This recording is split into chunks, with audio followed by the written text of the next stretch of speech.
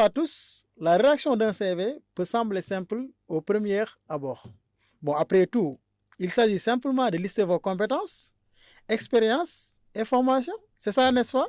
Non, détrompez-vous.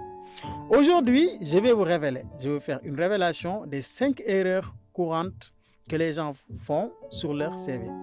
Il faut savoir qu'aujourd'hui, nous avons parcouru plus de 150 CV et nous avons remarqué ces erreurs. Donc, lisez ou bien écoutez attentivement la vidéo et regardez ces erreurs pour mieux gérer votre CV et optimiser votre temps de recherche d'emploi.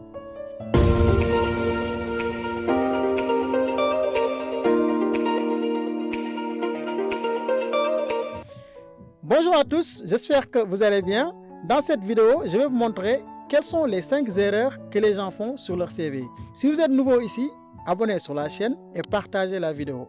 Ici, nous parlons de tout ce qui est la rédaction d'emploi, tout ce qui est la recherche d'emploi, la rédaction de CV et les formations en ligne que vous pouvez faire pour booster votre carrière.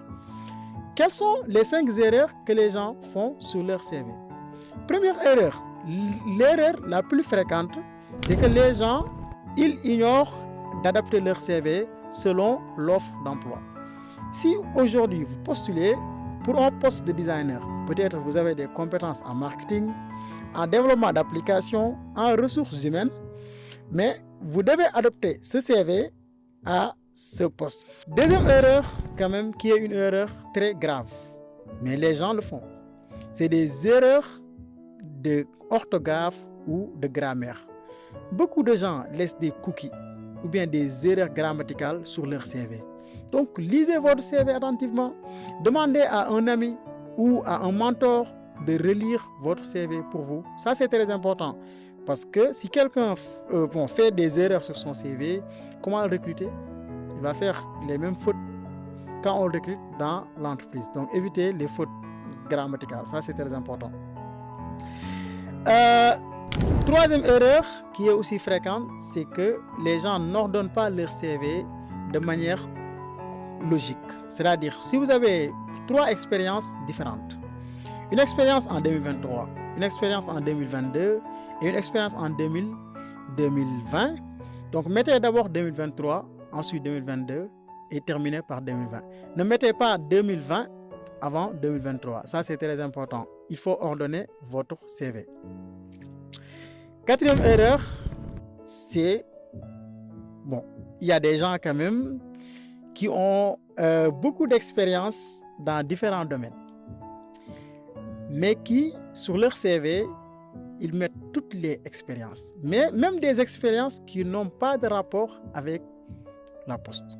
Donc ça, il faut l'éviter. Donc intégrer des expériences non pertinentes par rapport au poste visé, il faut éviter ça. Donc si vous voulez postuler pour un poste de designer et vous avez de l'expérience en logistique, peut-être on n'a pas besoin de ça. Mettez des expériences qui ont un rapport avec le design. Ça, c'est très important. 5e erreur. Avant d'avancer sur la vidéo, je vous invite vraiment à abonner sur la chaîne et à partager la vidéo.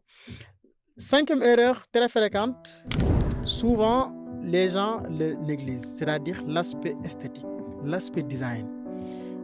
Beaucoup de gens optent pour une mise en page désordonnée et peu attrayante. Quand même, on ne vous demande pas de faire un CV exceptionnel ou bien un CV très bien designé, mais quand même faites un CV simple, esthétique et surtout ordonné. Souvent, quand on lit des CV, on a l'impression de lire une feuille de journal ou bien des pages de journaux. Donc, évitez ça. Ayez un CV esthétique, attrayant et ordonné. C'était tout pour cette vidéo. J'espère que vous avez appris de nouvelles choses. Je vous invite à partager la vidéo et à abonner sur la chaîne YouTube. Peut-être si vous partagez la vidéo, ça peut aider quelqu'un à trouver un emploi. Merci, à la prochaine.